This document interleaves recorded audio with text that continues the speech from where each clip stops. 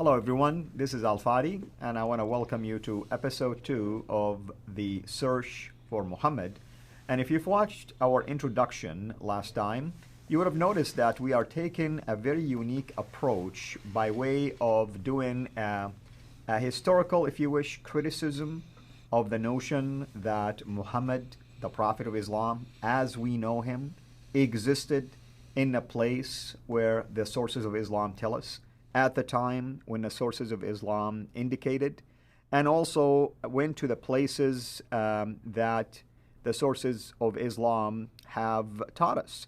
However, many new evidence, discoveries, and even ones from the past are starting to point to a very peculiar set of locations, geographical locations that is, and also historical contradictions.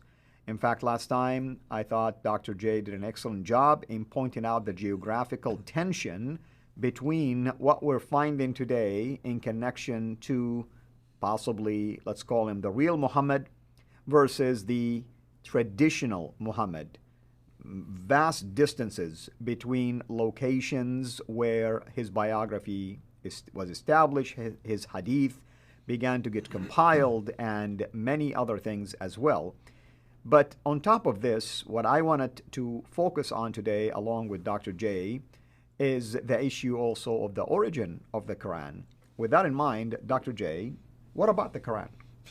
Well, this is the same problem that we found with traditions. Yeah. We talked about the man, we want to talk about the book. You've got to do that. If you're going to talk about the man, you've got to go with the book. And the difficulty with the book itself was best put together by a guy named Dr. Shadi Nasser.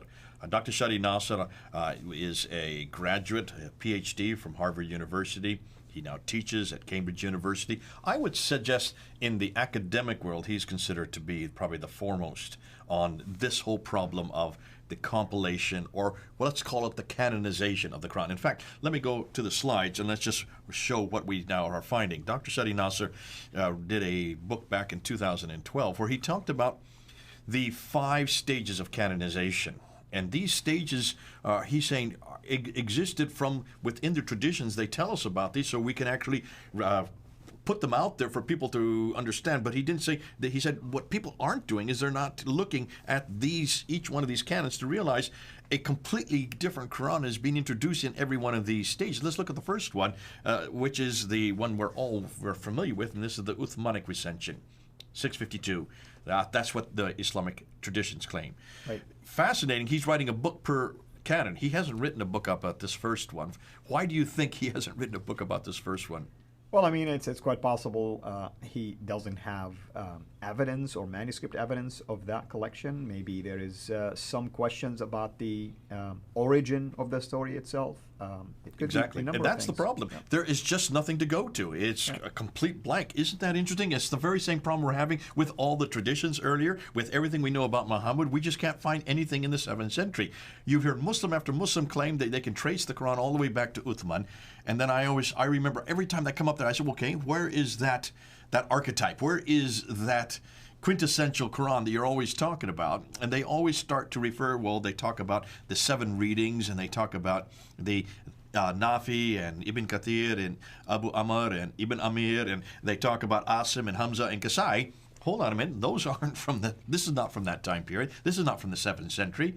That's the second canonization, and that's what Shadi Nasser, the second canonization from Ibn Majah.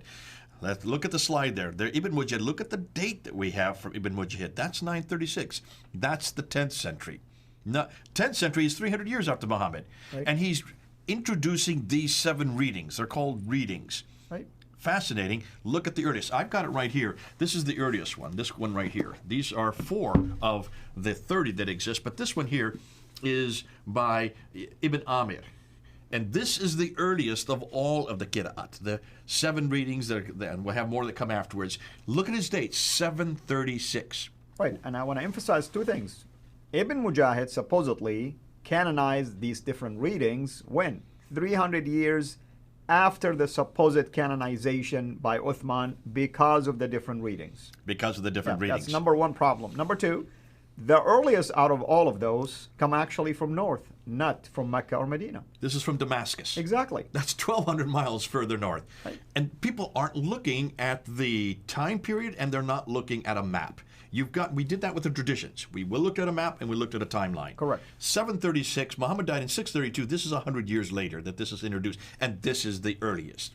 Of the 7 that were chosen by Ibn Mujahid in 936, they start from 736 and go all the way up to 805. 805 is the 9th century. So these are 8th and 9th century readings. But this is not all.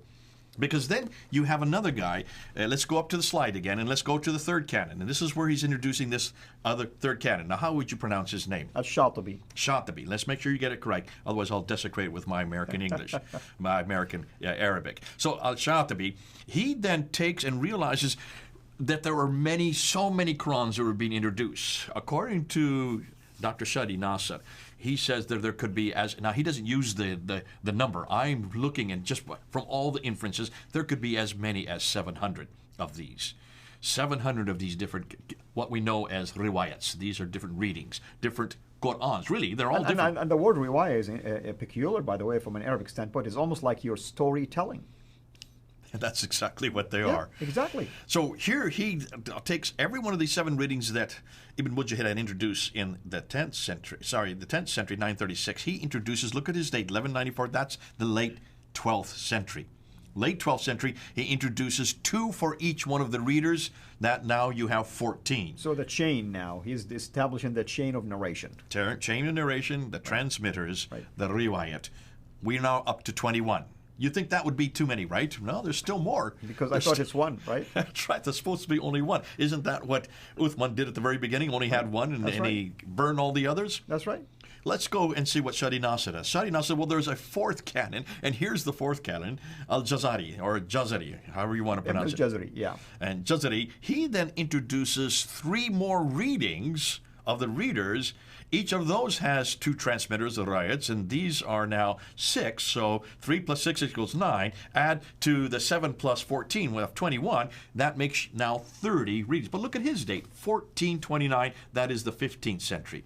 And notice what he did. He added 3 more canonized readings. How in the world did he know about these canonized readings that even Ibn Mujahid did not include? Or that Al-Shatibi didn't even include. But you're talking about 3 of the ones that were above the 7. That's and remember, Yasser Qadi always said this over and over. These are the creme de la creme. These are the best of the best, these 10. These 10. And he's referring to Nafi, Ibn Kathir, Abu Amr, Ibn Amir, Asim, Hamza al-Kasai, Abu Jafar, Yaqub, and Khalaf. Those are the 10 right there. I've just given you them. What's missing in that list? Well, missing Hafs. Hafs is the missing. One that everybody uses. Everyone uses today is this guy. Where is this guy in that list? Well, if this is the creme de la creme, the top, the best of the best, the 10 readers, he is not there. Interestingly, when did he come in? Well, actually, he was introduced by our good friend Al-Shatibi. He was the one that was not introduced till the 12th century. He is from 1196. Sorry, let me get that again. It's not 796, but he is introduced in 1194. Officially acknowledged. Acknowledged. Yeah. Then that's fascinating. Right. Let me ask you this. Whenever you are looking at manuscripts or anything that has come out of the desert or they found in a museum or whenever they find a new manuscript, what is the first thing you do with a biblical manuscript to see if it's authoritative or not? Well, obviously, they do a lot of things. They want to look at the dating. They want to make sure it compares to what we have today. That's important. Well, how do you do that? Well, you look at earlier manuscripts. Well, you open it up, right? Exactly. You would open and up. You compare. In fact, you do a textual criticism. This is called textual criticism. So what you would do, you would take this manuscript. Now, this is Ibn Amir's, and you would open it up and you would read the text, right? That's what we do with the biblical manuscript. Yeah, and show, please, the reason behind these color codes.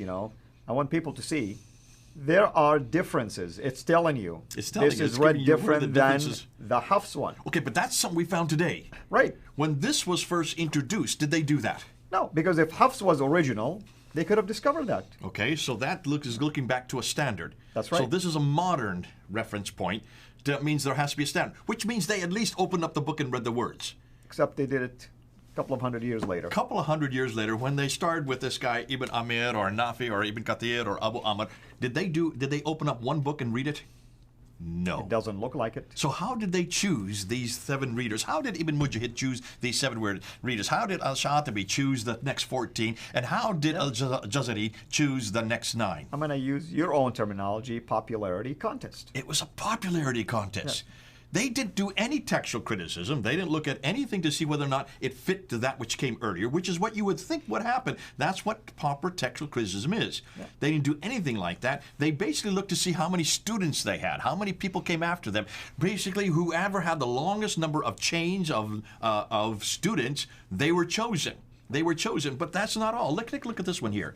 This is the second most popular one. This is called the Warsh. This is known and used all over North Africa. How was this chosen? When this was chosen by Al-Shatibi, why did he choose this guy? Do you know what the reason is behind this? Because he didn't have very many change of names. He was in Cairo, I think. Now, in fact, there were 2 others, Ismail bin Jafar and al-Musayyabi, who were both in Medina, these are from Nafi. Muhammad, right? You know, that's Bashir bin Qureshi. Yeah. They were both in Medina, but he is not from Medina. Cairo. And they had many more students to come after them. So why weren't they chosen? And why did he choose so he this guy? Al-Fustat, known as Al-Qahira. Right? There you go. Yeah. He was from a city that had not been chosen yet. Right. He was from Egypt, from Cairo or Al-Fustat. I have to keep doing that now because I'm going to have Yasser Qadi hammering all over the place. You don't know what the name is. Oh, don't worry. We're doing a deep dive, Dr. We're doing Qadi. a deep dive now. When you go back and look at, if that's the reason he was chosen, just because he came from a city that had not been chosen yet, they wanted to make sure they got that city included in all these riwayats. Is that how you choose textual or manuscript evidence or Qur'ans, or in this case, the greatest of all revelations? You know, Jay, it's almost like you telling me, don't watch this guy's channel because they have less followers than me. Has nothing to do with the content, right? You know, I mean, it's almost sound like this. There has been no textual critical analysis done on any of these. Nonetheless, look at the date 1429, that's the 15th century. You're talking about 800 years after Muhammad. They finally got the 30 that they wanted. These are the 30 that were all chosen because of how popular they were or where they lived. Nothing to do with textual criticism. Now they have 30. How many times have you been asked, how is it we can trust Matthew, Mark, Luke, and John? Because you have 4 different Gospels of one event or one person's life and what he said and what he did. Now, how can we trust 4? Why don't you have 1? We have 1 Quran. No, you don't have 1 Quran. You have 30 official Qurans. Not one of them come from the time that Muhammad lived. Notice none of these even introduced. The first one that's even written down is a whole 100 years after the fact. That's 736. They go all the way up until 905. From 736 up to 905, that is up until the 10th century, from the 8th century, hundreds of years later, and hundreds of miles away. We're going to talk about that a little later. And I want to add something. I mean, it baffles me. I mean, I truly mean it when I hear so-called scholars who actually buy into this as a authentic source to authenticate the Quran that we have today, to authenticate the so-called the Uthmanic Rasm, the Uthmanic collections. Well, in our case, all of these gospel accounts are eyewitness accounts. Right. Eyewitness account. None of these is eyewitness. Okay, well, 2 of them are eyewitnesses, and 2 got it from the eyewitnesses. You're talking about the gospel accounts. Now, let's just go through this. This became a real problem. Shadi Nasser talks about this, because look, we only have 4 canons there. He said there were 5 canons. So what about the 5th canon? This became a huge problem in Cairo in the 20th century.